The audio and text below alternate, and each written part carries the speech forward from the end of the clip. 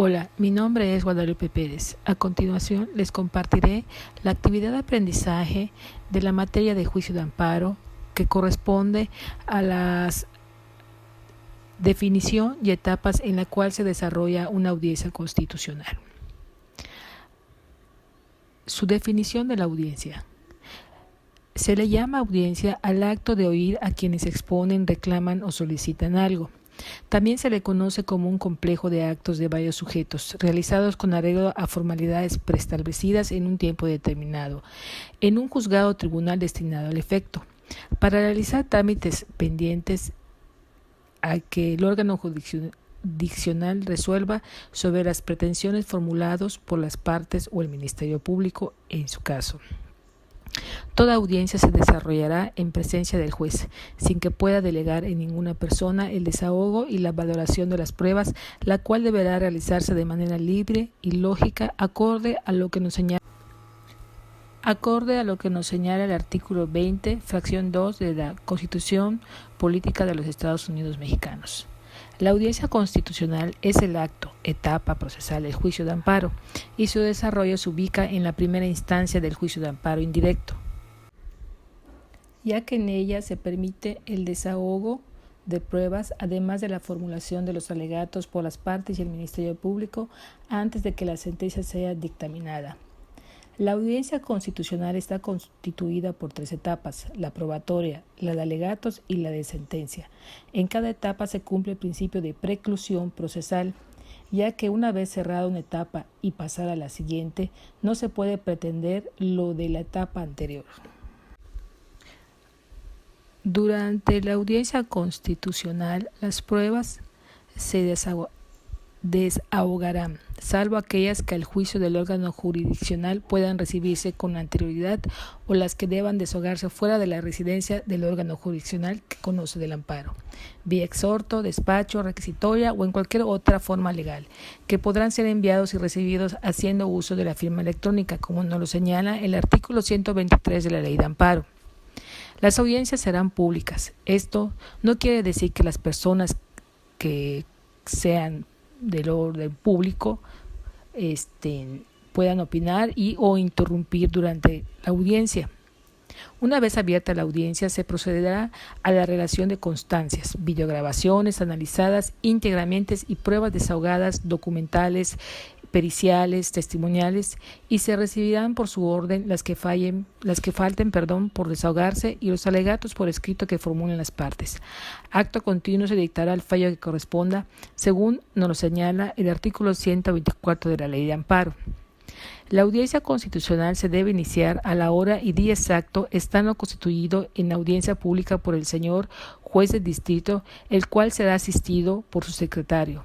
Adicional, estarán presentes las partes en caso que asistieran y los testigos para el desahogo de pruebas testimoniales. El recurso que procede en contra de los actos dictados en la audiencia constitucional en amparo directo es el recurso de revisión, que se intente en contra de la sentencia definitiva que haya sido desfavorable, en donde podrán alegarse las violaciones cometidas en la audiencia constitucional, como nos señala el artículo 81, fracción 1, inciso C de la Ley de Amparo. Los principios procesales que rigen la audiencia constitucional son de continuidad, que consiste en que en esta se reciban las pruebas, los alegatos, el pedimento del agente del Ministerio Público y se dicte la resolución correspondiente, es decir, se refiere a una pluralidad de actos que se actualizan en momentos diversos e integran con una sola unidad la facultad ejercida.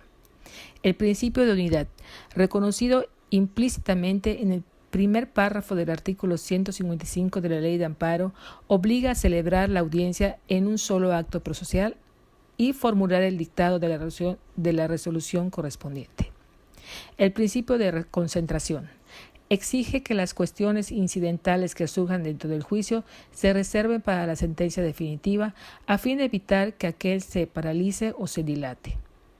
De los 3 principios se deriva como regla general que la sentencia debe dictarse el mismo día en que se celebre la audiencia constitucional, pero admite una excepción, en el sentido de que si el cúmulo de las labores y atenciones que demanda el juzgado de distrito impide el dictado de la sentencia el día de la audiencia, podrá válidamente emitirse con posterioridad.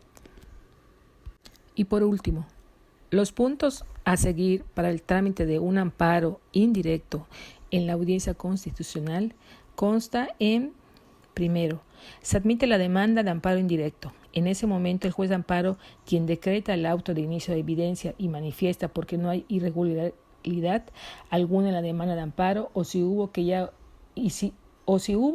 esta ya fue subsanada, por lo que ordena admitir la demanda. Posteriormente se registra en el libro de gobierno. Seguido a ello, se pide el informe justificado a la autoridad responsable, se señala fecha y hora para la audiencia constitucional, se provee sobre el ofrecimiento de pruebas.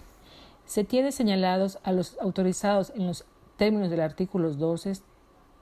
A persona autorizada deberá acreditar encontrarse legalmente autorizada para ejercer la profesión de licenciado en Derecho o abogado, y deberán proporcionarse los datos correspondientes con el escrito en el que se otorga dicha autorización, tal y como coincide también en el artículo 24 de la nueva Ley de Amparo.